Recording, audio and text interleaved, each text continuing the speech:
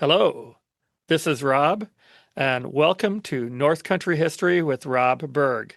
This week, I've got a special guest, Emily Macgillivray, who is a historian and a former college professor. She lives up in Chequamegon Bay in Wisconsin, and she's going to be talking to me this week about Susan Johnston, whose Ojibwe name is Ozhaawashkodwekwe, and I know I butchered that, Emily. So if you want to give it the right pronunciation there, go ahead. Sure. Yeah. As I told Rob before, I'm still a beginner in Ojibwe language, but how I've learned it is Ozhaawashkodwekwe. Ozhaawashkodwekwe. There we go. I said it Right. okay Yeah. before we went on the air. So Yeah. you'll be talking to us about her and about why she's an important person that to have as a topic this week. So this is March. It's Women's History Month, and it's also for here in the Great Lakes region, it's traditional maple syrup season. So we'll tie that in with her. With Susan Johnston. I'm only going to say that at the moment, and we'll learn more. So settle in, sit back, and enjoy.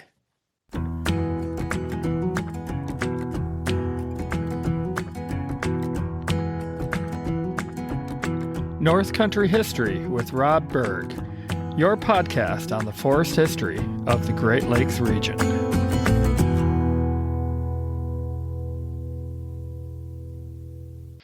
Okay, well, here we are for the episode today, and I'd like to welcome my special guest, Emily Macgillivray, and let me give you a little bit of an introduction here, Emily. Emily is a historian and writer who lives in the Chequamegon Bay area of northwestern Wisconsin. She's worked as an educator focusing on the histories of the Great Lakes, United States, and Canada for over 15 years. She received her PhD from University of Michigan and was an assistant professor at Northland College, where she also taught field courses focused on the Lake Superior watershed. She's also worked in large and small museums focusing on Indigenous and Black histories. Emily was born and raised in Thunder Bay, Ontario, Canada, and she's also lived and worked in Kingston, Ontario, Ann Arbor and Detroit, Michigan, and Chicago, Illinois. She is particularly passionate about Lake Superior. Emily currently works in land use development for her municipal government, and in her free time, she combines her love of the outdoors and history in her writing on Substack as the Outdoors Historian. And before I have you come in, Emily, I'll just let everybody know, I kind of discovered Emily on Facebook about a year ago, and I think you discovered me then around the reciprocally about the same time. And I've been a follower of your Substack through much of that time, so I really enjoy, reading about a lot of the history of the Great Lakes that. I know a little bit about it, of what you're writing on, a lot of it, the Indigenous history, but not a whole lot. And that certainly is an area that I want to expand into here on the podcast. I know the forest and lumber history real well, but I definitely want to get into the Indigenous, the fur trade, and I'm going to definitely have you as a guest on when we're talking about the fur trade in different episodes in the future. But so anyways, thank you, Emily, for coming on. The first question I've got for you is to please introduce Susan Johnston, Ozhaawashkodwekwe. I'm getting better every time. Yeah. And why we should know about her. So why was she somebody that you were interested in researching and writing about, and why do you think it's important for us to learn more about her? Yeah, thanks, Rob, for that great introduction. And yeah, I can't remember exactly how I stumbled across the podcast, but I'm always excited to, find other people who are passionate about Great Lakes history. And so I've enjoyed sort of following along on the podcast, and I'm excited to be here. I learned about Ozhaawashkodwekwe or Susan Johnston for the first time when I was, sort of early on doing coursework during my PhD at University of Michigan.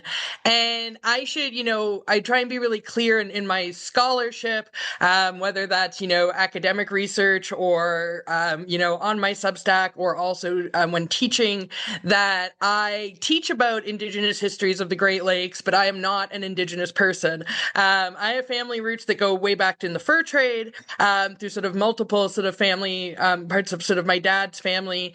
But I do not, as I say, I'm not Indigenous myself. But as a woman who became really interested in sort of learning more about the land that I grew up on and sort of fell in love with, and became sort of, a really important part of how I spent like my time when not doing academic work, sort of studying. I learned that, if you're going to learn in women's history of the Great Lakes, you need to start with Indigenous women. Indigenous women were the demographic majority, at least in the Lake Superior region and other parts of the northern Great Lakes, up until like the mid 1800s. So, in the scale of human history, not really that long ago. It seems a really long time ago to us, but, it's less than 200 years ago. So for that's sort of how I started learning about Ozhaawashkodwekwe. Was part of this, like, how do I learn about a women's history of the place, of the area and the region that I've lived in. So she is an Ojibwe or Anishinaabe woman, and I'm going to use those terms interchangeably throughout the podcast. Anishinaabe peoples is sort of a larger sort of umbrella term that includes Ojibwe peoples, Odawa peoples, Potawatomi peoples, and Mississauga peoples, as well as some other Algonquin-speaking groups. And the Ojibwe are sort of one of those groups, and that live sort of mainly, well, I shouldn't say mainly, a large percentage of Ojibwe people live in sort of the Lake Superior watershed, but many also live beyond that watershed as well, both to the east, also to the west, and also to the north. So they're kind of a widespread group. Ozhaawashkodwekwe was born in the 1770s to an Ojibwe family in the Chequamegon Bay region. From what we can tell, they probably spent, sort of the spring, summer, fall part of the Chequamegon Bay region, and then migrated into sort of what we would think of today as like the northeastern Minnesota boundary waters sort of area throughout winters. She comes from an Ojibwe family that has sort of a long lineage of what we would think of as like civil leaders, or that have sometimes been translated into like the word chief in a lot of sort of American literature. And those sort of leaders played both important internal roles in Ojibwe politics, but also in what I would describe as like the international Indigenous politics of the Great Lakes, including making at times alliances with Dakota peoples. So the Ojibwe and sort of Dakota relationship is interesting. I won't get into it too much, other than to say at some points there are alliances that form. At other points there is sort of, conflict between both groups, and sometimes, violent battles or conflict between both. Ozhaawashkodwekwe, when she's in sort of her late teenage, sort of early 20s years, ends up marrying an Irish fur trader. It's her father, who is, again, part of this lineage of civil leaders, who sort of arranges the marriage. This fur trader's name is George Johnston. He comes from Ireland. He sort of enters the fur trade in the Great Lakes, spends time in the Straits of Mackinac area, and then kind of goes up into Lake Superior and gets further west into the Chequamegon Bay area. And he ends up actually assisting Ozhaawashkodwekwe's grandfather one winter, when sort of the rest of the family is out traveling and hunting, but the grandfather is still in the Chequamegon Bay area. And so that's sort of how George Johnston John Johnston, not George Johnston, that's their son. How John Johnston first sort of makes a relationship with the family. And then him and Ozhaawashkodwekwe, again, end up marrying through sort of her father sort of making an agreement with John. They start off living in the Chequamegon Bay area. And then after her father's death, a few years into the marriage, they move east to what we would today know as the Sault Ste. Marie area on the St. Mary's River. So that like eastern entrance to Lake Superior. And they start a trading business that's part of the fur trade. They have many children. I mentioned one of them earlier, George. Another one of their daughters, Jane, I'm going to use their English names rather than their Ojibwe names. She ends up becoming what's sort of often known as like the first published Native American woman poet later on in the 1800s. And so they have, a large family, a successful trading business. And they also live, Ozhaawashkodwekwe and her family lives through multiple important political moments, including the War of 1812, and then Americans sort of entering the Lake Superior area, and sort of their expansion into that area, and they're sort of making, diplomatic relationships with Ojibwe people of the Lake Superior watershed. And so she lives through those shifts. She also plays important roles in them, and she also has a really large and successful maple sugar sort of business that I know we'll talk about more later.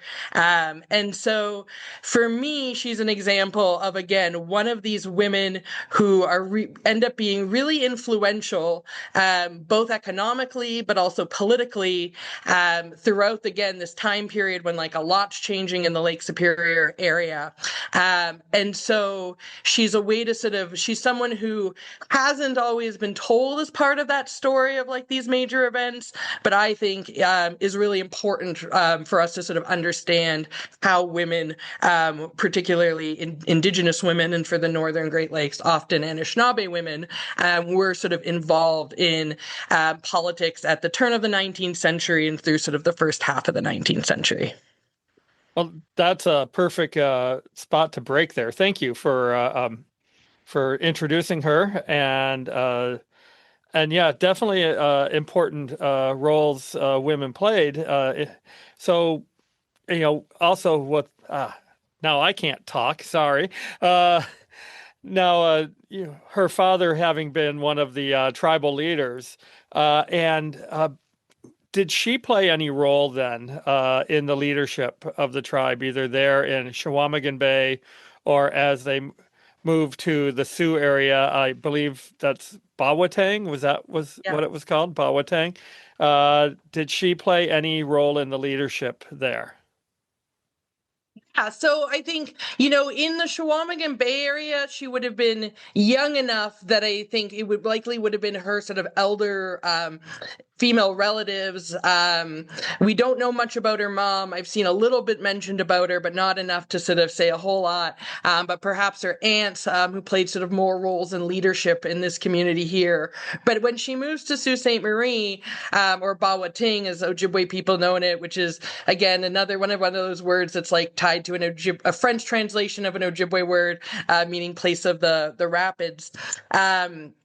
And she ends up sort of becoming quite involved in sort of the political relationship when Americans sort of arrive in the Sault Ste. American officials, not just sort of fur traders, but actually sort of like agents of U.S. government arrive in the region in the 1820s. And that's actually, I'll just say, like, one of the things I think is also many people don't realize about the Northern Great Lakes is that, like, men on official U.S. business reach the Pacific coast before they actually like reach the Lake Superior sort of region. So, you have Lewis and Clark, heading out, on their sort of expedition in the early 1800s, and you don't have Lewis Cass, reaching the Lake Superior region until 1820. And when Cass does arrive, it's a tense moment. He doesn't get along really well with the Ojibwe leadership in the region. There's some misunderstanding about political norms, and tensions could have escalate. And Ozhaawashkodwekwe is one of the people, along with some other sort of male leaders, who step in that moment and sort of help to negotiate a diplomatic relationship between the United States and Ojibwe people in the St. Mary's River region, eastern Upper Peninsula region of Sault Ste. Marie. Sort of part of the Algoma, or what we think of as like the Algoma part of region of Ontario on that side of the border. And so that's sort of one example of her leadership. So she didn't have an official role or title, but there's clear examples where, due to her kinship connections and sort of her family's influence in the region, where she sort of steps up and sort of plays these important roles. And then she also sort of plays some roles in politics later on, again, as Americans sort of expand into the Lake Superior region. So that's sort of some of the ways that we can see sort of her political work happening. Couple things I want to mention here. You talk about the intense relationship between the U.S. and the tribe, the Indigenous people there, and having been a bit of a student of Michigan history and knowing Lewis Cass, he was an intense individual. So, for those not or don't know who Lewis Cass was, he was the territorial governor of Michigan during this time period, and later he ended up as the head of the I don't think it was called the Bureau of Indian Affairs at the time, but he was involved with the in the federal government. I think he was Secretary of War. He was also a U.S. Senator from Michigan when we achieved statehood. So very important figure in Michigan and Michigan history. But Michigan territory at one point spread all the way out to Minnesota. So it would have definitely been where his involvement had quite a bit of an impact on the Great Lakes region. But one of his, I guess you could say, lieutenants in all of this was the Indian agent, Henry Rowe Schoolcraft. And I didn't ask you about him in here in the questions that I had sent you, but can you mention the tie-in between Schoolcraft and Susan Johnston? Yeah, so as I mentioned, Ozhaawashkodwekwe, Susan Johnston, she marries John Johnston, an Irish fur trader in the Chequamegon Bay, and they have sort of many children. One of their daughters, Jane Johnston, ends up marrying Henry Rowe Schoolcraft, the U.S. Indian agent, shortly sort of, and I think I'm trying to remember now, I believe it's 1823, but I'd have to double check my notes on the exact year. But it's a few years after that, like, first Cass arrival in 1820 up in the region. So that obviously sort of, joins the families. And I don't look a lot at sort of at Jane so far in my own research. There's other scholars who have done like a really good job looking at sort of her poetry, and who have done some work, translating looking at sort of the originals in Ojibwe and comparing them to different English translations. But I do think it's interesting sort of to note that, sometimes both Ozhaawashkodwekwe's marrying an Irish fur trader, and then her daughter marrying like an American, and another one of her daughters, Charlotte, marries like a British sort of minister on sort of what becomes the Canadian side of the border later on. That this is sort of, seen as like acculturation to sort of like U.S. values or Canadian values. But I actually see it as like an ongoing tradition of Ojibwe women and other Anishinaabe women who were often played roles like marrying outsiders of other Indigenous groups long before Europeans arrived, as a way to sort of, create kinship bonds between different communities and forge relationships between them. So I think it's like actually a really interesting example of how different like Indigenous traditions became sort of adapted over time. But it can be really easy to sort of misunderstand that if you don't understand some of those traditions. And as I mentioned early on, I'm, not an Indigenous person, but I've benefited greatly from being able to work with Indigenous historians. And there's been a lot of both Indigenous historians and non-Indigenous historians who have worked really closely with Indigenous communities, like Heidi Bowaker, who have published really wonderful books over like the past 15 years that really sort of get into sort of looking at sort of kinship relationships in Indigenous societies, and how that then gets influenced by both American and, British contact. So there's, I think, a lot of ways that people are interested, that there's like really good research out there now that's available to sort of learn more.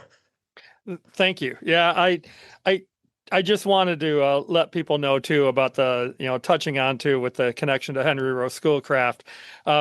His impact goes much further than Michigan and than the Sault Ste. Marie and also Mackinac Island, where they were also at for a while, he and his wife.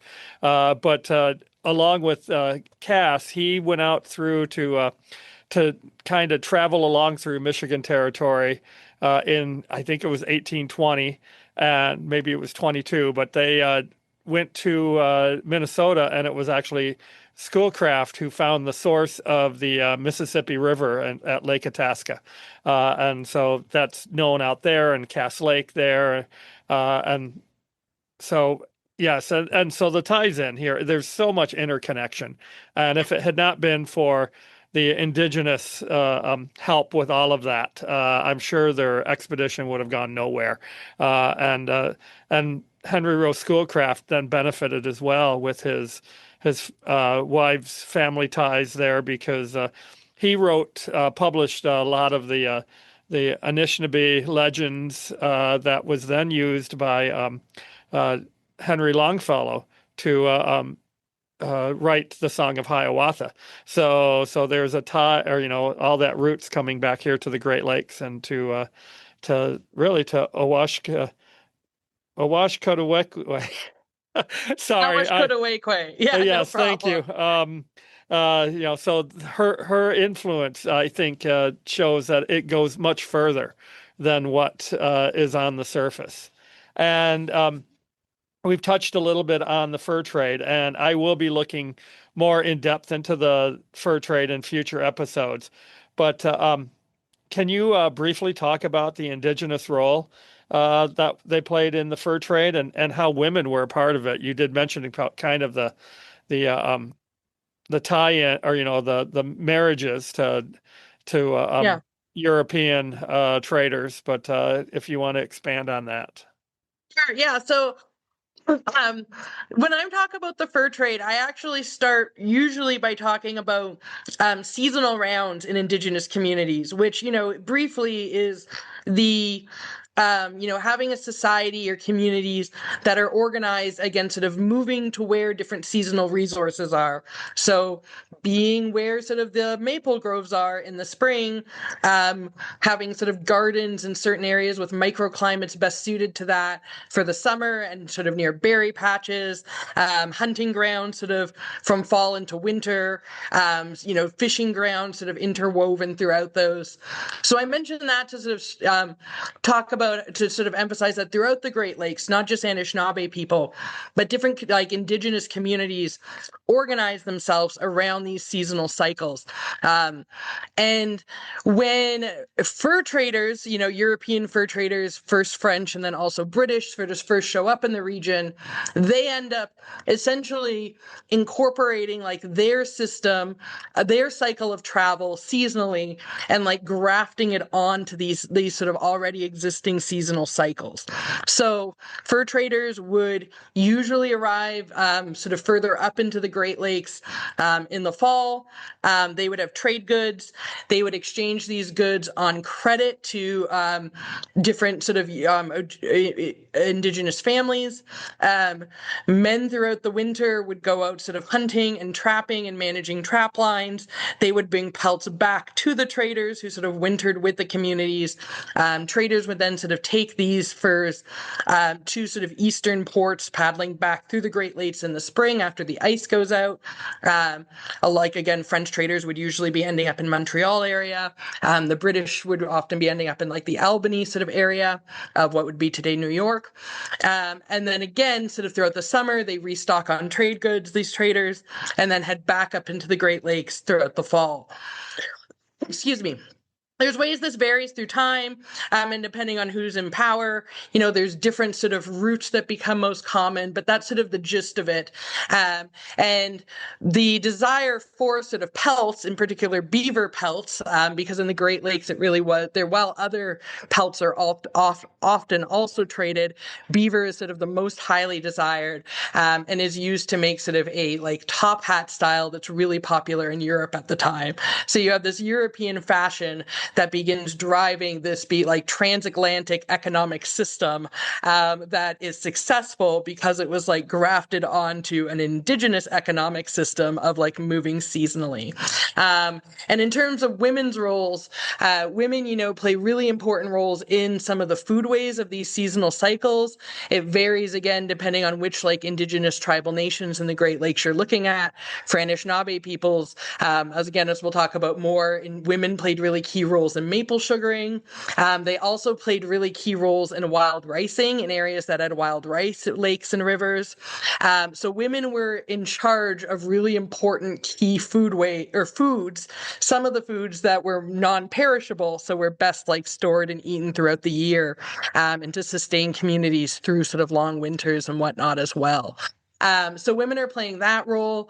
Women also play roles creating the material culture of the fur trade. So moccasins, that not only Indigenous men in the fur trade use and women, but also the European fur traders coming up often, even if they come with moccasins that are good, they wear out quickly because they're doing a lot of portages and hard work and they need new ones or they need to get things repaired. Canoes need repairs. And so women play really important roles in both sort of harvesting the goods, the sort of bark, the different sort of gums that are used to sort of patch canoes. Women play sort of key roles in sort of a lot of harvesting of the materials, and then also doing the actual sort of trade work. And then there's also the marriage aspect, as mentioned earlier. So those are sort of some of the many ways that women's work, particularly the ways I just mentioned, were often common among Anishinaabe women, were really integral to how the fur trade sort of operated. Changing lanes just a little bit here. March is traditionally the time for maple sugar and maple syrup. It was the Indigenous people who first introduced this important food source to early European settlers along the St. Lawrence River in Quebec. And according to what you've mentioned to me and what you've provided for me ahead of time, I understand that Susan Johnston was involved in maple sugar production. If you can share with us her experience in maple sugaring, that would be great. Help us learn more about her. Our sort of archival evidence about Ozhaawashkodwekwe or Susan Johnston involved with maple sugaring comes from her adult years, but we can sort of contextually assume she would have learned from her female relatives growing up in the Chequamegon Bay area. The Chequamegon Bay area of northwestern Wisconsin has a lot of hardwoods, both oak but also maple. Because of the sort of Great Lakes shoreline, the climate sort of lends itself to sort of more hardwoods, where actually if you head south, you get a lot more sort of red and white sort of pine forests that some people, and sort of the sort of inland lake shoreline that some people associate with the Northwoods. When Susan Johnston or Ozhaawashkodwekwe moves to Bawating or the Sault Ste. Marie area, she seems to gain access to, I would describe it as inheriting rights, probably through her kinship network. I haven't really talked much about how Ojibwe, the clan system that organizes Ojibwe kinship, but that's inherited patrilineally, and Ojibwe and Anishinaabe clans are spread out fairly far geographically. So, you could move hundreds of miles in the watershed and still have kin in that area. So it's likely that she probably received rights from her to a sugar bush on what we know today as Sugar Island in the St. Mary's River, from sort of kin that are part of that sort of clan that she inherited through her father, the sort of civil leaders sort of line. And by the 1830s, we have records of both missionaries going to her sugar camp. Henry Rowe Schoolcraft, who, we talked about earlier, he visits. And we have their records sort of describing it. And so we know that it was they describe it as being an annual thing that had happened for decades now. So it sort of lines up with, shortly after she would have arrived in the Sault Ste. Marie region in the 1790s, by sort of, that turn of the 19th century, she would have established her sugar bush on Sugar Island. Henry Rowe Schoolcraft describes it as being like a factory, which I think is a really interesting description description. You could definitely sort of see like an American sort of white, Protestant work ethic sort of ethos coming through there. But I think what it does get at really effectively is this idea of like a lot of collective labor happening really efficiently to produce a lot of not just maple syrup, but maple sugar. So maple sugar is, after collecting the sap and sort of boiling it down to make syrup, you keep boiling it down to get to the sugar stage. You have to work it a lot to ensure it doesn't burn and that it crystallizes properly. It takes a lot of skill, but it allows you to have this lightweight form of a maple product, a maple sweetener that can be, stored and more easily transported. And sort of have a longer shelf life throughout the season. So I'm just going to double check here to get my numbers correctly. But she ends up producing, like in most years, more than 3,000 pounds of maple sugar, Wow. which is just like a wild. Anyone who's done, again, like I've helped out at some sugar bushes. I've helped make like a pound or two of maple sugar. The idea of making 3,000 pounds is just a huge amount. And again, if we look at like the sort of records of the time, like the average family sugar camp, if an Anishinaabe family at the time was probably producing like 500 to 800 pounds. So she's producing well over triple that on the average year. And so there's the scale of sort of her labor, and then to think about, and then there's also sort of how she's thinking about how she's using it. It's obviously people who contributed are also going to be getting some. But we also, there's an account book that we have of Ozhaawashkodwekwe that's held at the Newberry Library in Chicago. And it's from sort of, the 1830.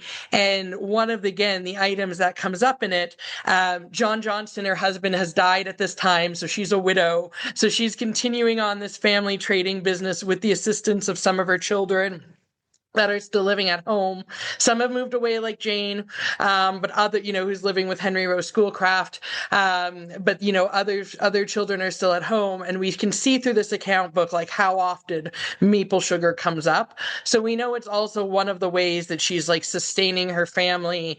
Again, during this sort of really at the cusp of like the changeover. I kind of mark 1850 as like the sort of moment when sort of demographics really shift in the Lake Superior, the American side of sort of the South Shore of Lake, the American South Shore of Lake Superior, where like it begins to, Americans become the demographic majority, newly arrived, German immigrants, other immigrants working in the logging camps, but people who are part of that, expanding nation of the U.S. become the demographic majority after 1850 in most areas. So this is, 20 years before that, and we have an Ojibwe woman running a really successful trading business, where she's also trading like a good that she and her family and sort of her extended kinship network have produced on like a really large scale. I sometimes had some like students, like college students who would want to experiment with trying to make like, a small amount of maple sugar. And I would sort of direct them to some resources, and some were able to get the hang of it, on a stove, which is again, very different than on a wood fire. Yes. Because, anyone who's done campfire cooking, like over a wood fire and charcoal knows it's a different, story than a stove, alone there. But but other students were like, it seemed like pretty straightforward, but it was just like I kept burning it, or it kept like they couldn't get the texture right. So yeah, it's one of those things that's like simple, but takes a lot of skill to actually do well, even though it's like relatively simple on its surface. Absolutely, yeah. And early, same region, but going back to the 1760s. I remember reading in the journals of Alexander Henry, he was one of the first English fur traders at Michilimackinac, and survived the attack on Michilimackinac during the Pontiac Rebellion uprising. Hmm. But later on, he writes about going up to the Sault Ste. Marie area and living for well over a month, basically on maple sugar. He's encamped with the Anishinaabe there in the Sioux region, and he's helping them with their maple sugaring, Hmm. and that's what they're eating through most Yeah. of that. So Yeah. yeah, it was an important food source, and it's Yeah. great that it's something we continue here with. In certain parts of North America where sugar maple and some of the other maple trees are still pretty predominant. We all know about in the East and Vermont here in the U.S. and up in Quebec, and then my friends in Eastern Ontario definitely don't want to let anybody forget that they're big in it too. Hmm. And then here in the Great Lakes in Michigan and Wisconsin, that we definitely have a lot of it as an important resource as well of the forest. So we'll talk again. I'm about maple syrup in the future or maple sugar in the future. I want to. Can't do it this year, but next year I want to get to a lot of different historic sites that and even Nice. and modern. Like nature uh, centers that do maple syrup and kind of get a little bit more in depth on that and how important that is in the forest. So thank you for talking about that. And so I always assumed Sugar Island got its name because of the maple sugar there. Yeah. And I've never actually been to Sugar Island, but I've been on the nearby St. Joseph Island, which is Ontario. And being there in April one year with friends, we went to visit the old Fort St. Joseph, talking about the War of 1812 period. And driving down through the island there because it's at the very southern tip of the island, and the bridge to St. Joseph Island is at the very top, where it comes over from the mainland. And all driving through there, you could see the steam rising from all the sugar shacks, and they had all the blue hoses through there, which is the modern Yeah. collection, as you know, for maple syrup. So it's still something that's very important in the region. And yeah, I'm getting off of the subject here a little bit, but so thank you for explaining about Ozhaawashkodwekwe, her involvement with maple sugar there in the Bawating area there, the Sault Ste. Marie. Um, so, we've hit pretty much most of what I wanted to talk about with Susan Johnston, Ozhaawashkodwekwe. I'm going to pronounce it like 100 different times here. But with what you're studied and everything, is there anything else that you would like to share about how we need to look at Indigenous history in Canada and the United States, and in particular here in the Great Lakes region? Because I know the way I'm a good 20 plus years older than you, and the way what I learned, especially here in the United States, and what you grew up learning and studying in a generation or so later, and in Canada, and then what as a professional now, what are the differences that we need to look at to kind of, as you had mentioned to me, re-education about how we look at, Indigenous history here in this part of the continent? Yeah, so like that's a great question. And I consider sort of my adult education in grad school, as you sort of mentioned that word, like a re-education of myself, because I know there's been, recently there's been shifts in curriculum in public schools on both sides of the border.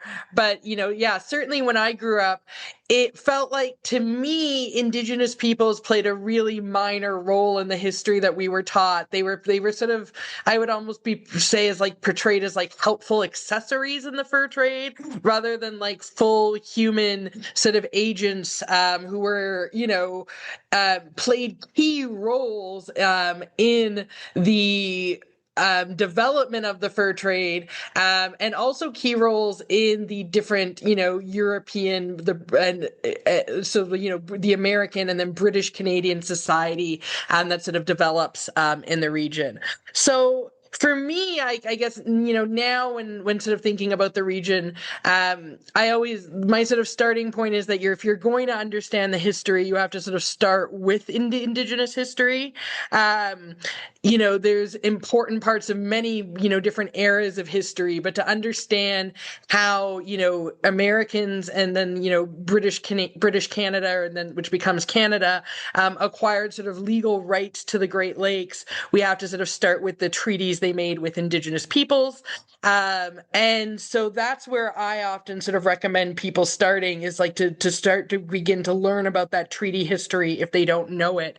But then to also, learn about sort of the richness and complexity of the Indigenous societies that existed here, talking about maple sugaring, things like wild ricing, the ability to sort of live in the Northern Great Lakes. It has a lot to offer. It has sort of the sort of bounty of resources, but it can also be a challenging climate. So it takes sort of a lot of knowledge to learn how to live in that climate. And fur traders only, survived because they had Indigenous allies helping them figure out how to sort of live in that climate. And that's really the piece that I wasn't taught growing up, that, Indigenous peoples weren't like a side piece to the story.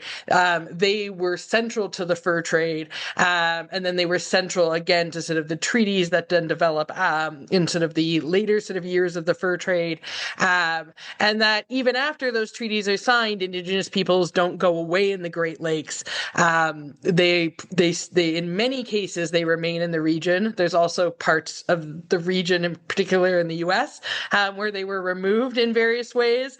So there's various complexities there. But I think it's important if people I want to learn more about the land they live on. If they care about public lands, if they care about the environment, the sort of ecology of the region, the natural sort of environment of the region in the present, that it's important to also begin to learn that Indigenous history and to not feel bad if you don't know it. Because like I say, I wasn't taught it growing up. I don't want people to be like, oh my God, like I'm a bad I don't think people should approach history from a place of shame. I don't think that's helpful. We could acknowledge that, many of us had gaps in our education. And so, and not all of us have had the same opportunities that I've had to do re-education work. So I always try and meet people where they're at. It's one of the reasons why I think public history is really important, because, there's a lot of really great books written by people with PhDs that are 150 or 250 or even 300, pages. And they're great, but not everyone has time to read that. So I think, public history, whether it's, op-eds that are being shared in newspapers and sort of mainstream, more sort of, what we would think of as traditional media sources, although that are often online these days, or whether it's people, writing in Substack, when historic sites. I think sort of all those different aspects of public history are so important, because they're what can make this re-education accessible to people. And that's what I would hope people come away with feeling like, if they're like, oh my God, I grew up, in this area in the Great Lakes, whatever part it is, and I love it, but I have no idea what Indigenous peoples lived here when fur traders arrived, or what treaties were signed that legally transferred this land. It's okay to not know. There's resources out there. I'm happy to direct resources to people. There's lots of great resources for free online these days. So, to encourage people to just start and dig in if you want to know more. And yeah, don't waste time feeling bad. Just sort of jump in and begin figuring out how you could learn a little bit more, because I think that's what's important. Thank you. Yes. Yeah, I'm still continuing to learn, and we had here in the Michigan, they called the Three Fires. Traditionally, they were known as the Potawatomi, the Ottawa, and the Chippewa. The Odawa and Ojibwe names have kind of come back. The Potawatomi still pretty much called that. And yeah, they certainly had the differing experiences where much of the Potawatomi were sent to places like Kansas and Oklahoma. That was in the area that was more heavily settled in Michigan territory because it was good agriculture land. And when it came for the treaties here in northern Michigan, and yeah, definitely something we'll need to talk about in the future, is that some of them were able to stay on their lands. They had to give up, the the the various land ownership, and you'll explain that better when we talk specifically on that. But many of them were able to stay, and my expertise in lumber. Many of them, there were many Native American men that were involved in the lumber industry Yeah. in Michigan and Wisconsin and Minnesota. And so they had, at least they were able to stay tied to the land, even if they were watching, one of the great resources of, the land that they lived on. The reason why they lived on those lands, for the most part, were being stripped away. And that's all part of this history of the forest, and why definitely need to tie in more of the indigenous experience into the forest. And thank you. You have been helpful in getting that started today. But here, because everything goes back to the forests and trees on this podcast, because it is the forest history of the Great Lakes. And so I have a question that I ask all of my guests, and I've had varied answers in this. And it's, how does the forest make you feel? And I don't want to prompt you in any way to try to fix, to have you answer the way I want you to. So what kind of a feeling do you get from the forest? It's such a great question. And I've really enjoyed listening to some of the different answers that other people have shared to this question.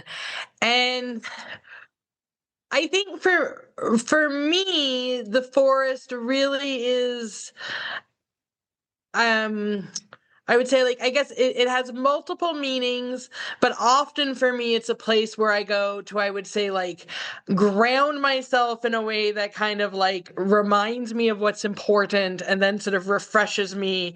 It makes me feel like I can kind of like, deal with the stuff of everyday life that's coming afterwards. So that time that I can find in the forest, I find is really important. To both like my mental health, but also to be like, yeah, restoring myself to be able to do work that I think like contributes to communities in important ways, which is one of the things that's personally really important to me. So, I enjoy spending time in the forest in short periods. One of the things I love about the area where we live in is we have a lot of hiking trails, some of which are a lot of short hiking trails that are, pretty easy to get to. They're on kind of my main commute, my main sort of, 10-mile commute that I drive. There's places I could stop and, spend, half an hour in the forest. There's also places I could go to sort of for longer hikes in the forest when I have that time. And I also love, when possible, which for me happens, I would say, more in spring, summer, and fall. But taking in fall is probably my favorite time, but taking like extended time in the forest through camping trips.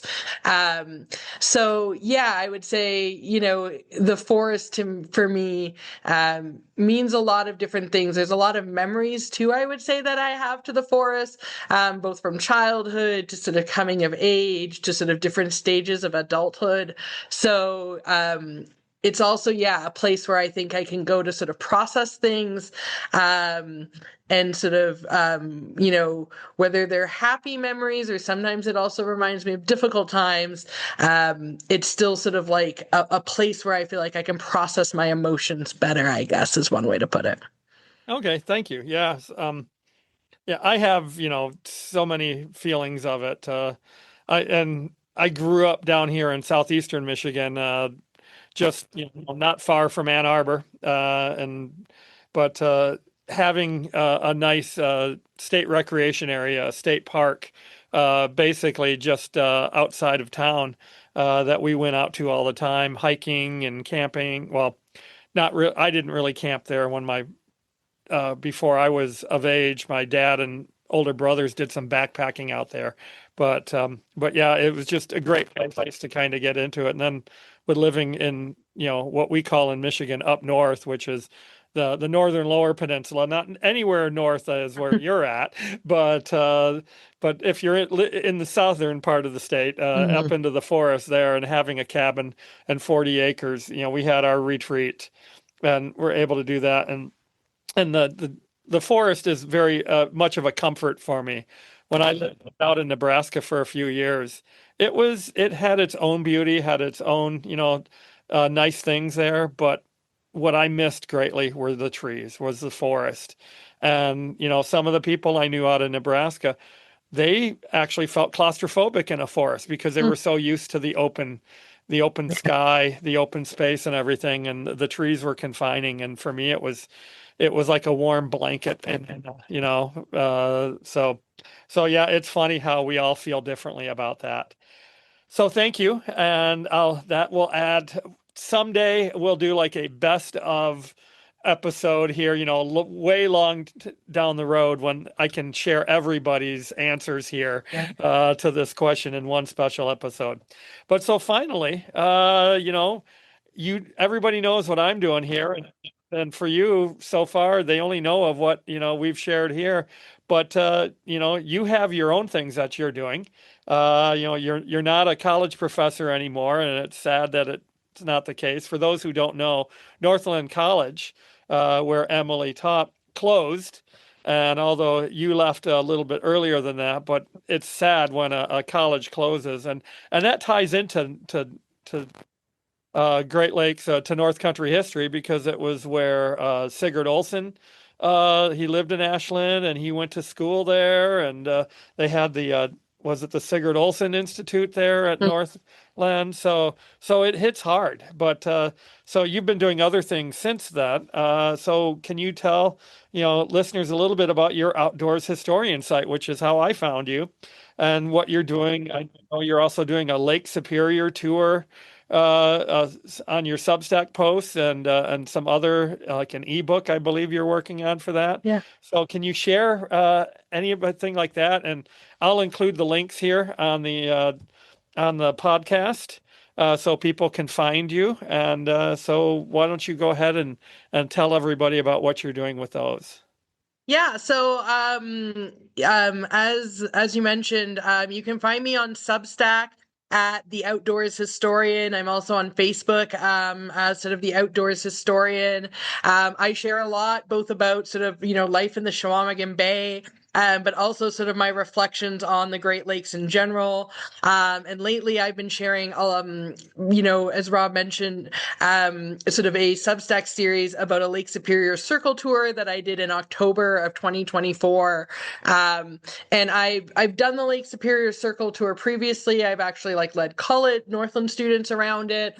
That was one of the field classes I've taught, but I hadn't spent as much time on. It's kind of ironic growing up in Thunder Bay, Ontario, but I hadn't spent as much time at the provincial and sort of parks on the Ontario shore, and Puckasaw National Park on the Ontario shore, partly because a lot of them weren't sort of open in May when I've traveled that area with college students, and partly just due to other family-related things. So yeah, I've been sharing about that on my Substack, and I also, I've recently sort of released an ebook that shares itineraries. So for the Lake Superior Circle tour, I have an 8-day itinerary, a 10-day, a 14-day, and then a 21-day itinerary.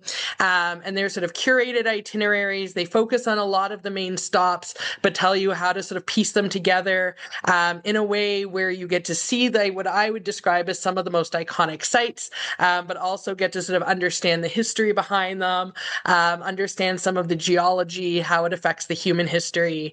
And I started that project, I will say, partly because I would spend a lot of time on Facebook groups sharing about the Lake Superior Circle tour, responding to comments. The main thing people would ask is where should I go? There's a lot of information, but I don't know how to string it together. I don't know what to prioritize if I only have this amount of time. And I thought, well, I should really just compile some of my thoughts that I just keep retyping and resharing. So that was sort of a way for me to do that. I'm not quite sure, what else I have down the pipeline on terms of Substack, but I know I have some ideas in terms of writing about tourism in the Northern Great Lakes. There's some more things about Northwestern Ontario and sort of the boundary waters, the Ontario-Minnesota sort of boundary waters border area that I'm thinking about sharing about. So definitely if people are interested in that area, I would encourage them to check it out as well.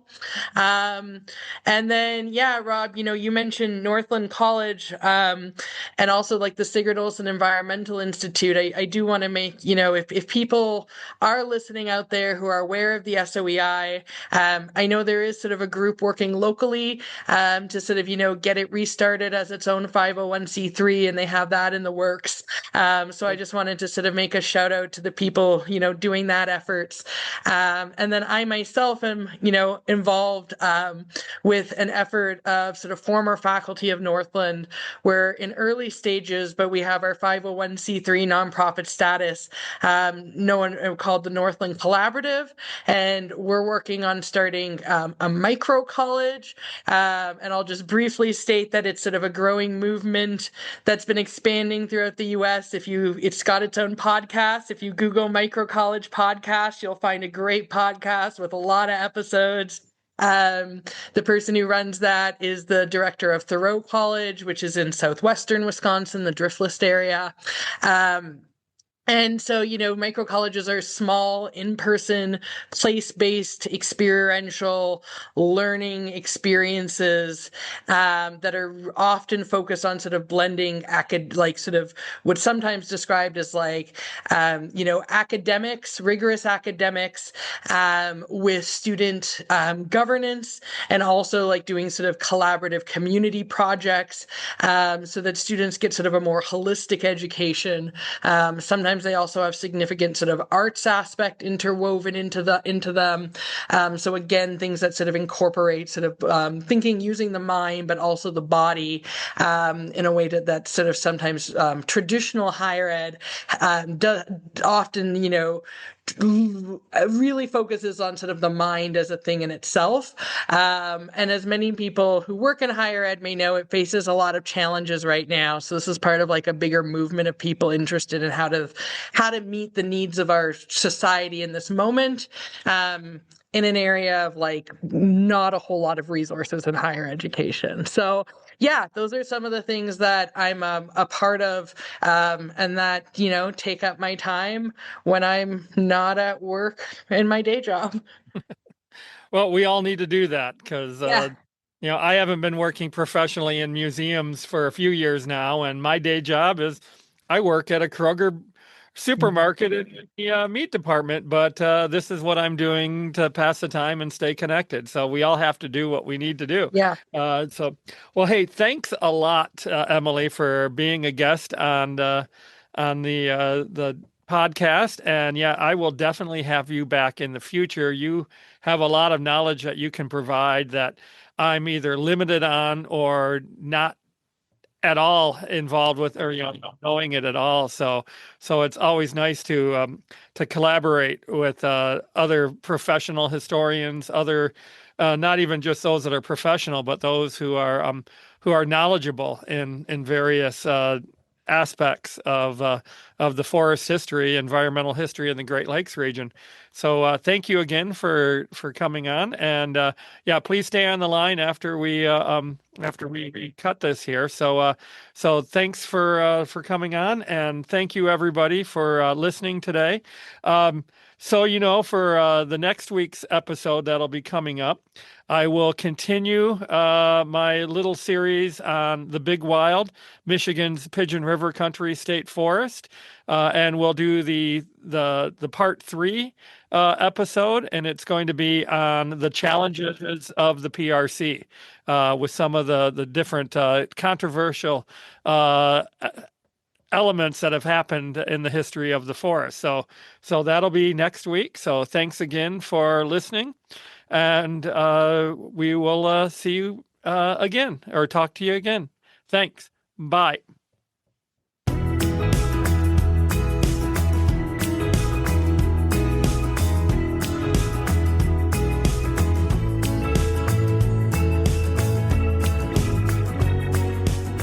North Country History with Rob Berg is hosted, written, and produced by Rob Berg. Music is Crack o' Dawn, performed by Reveille, licensed through Soundstripe. Follow North Country History with Rob Berg on YouTube and on Facebook at Rob Berg, Environmental Historian.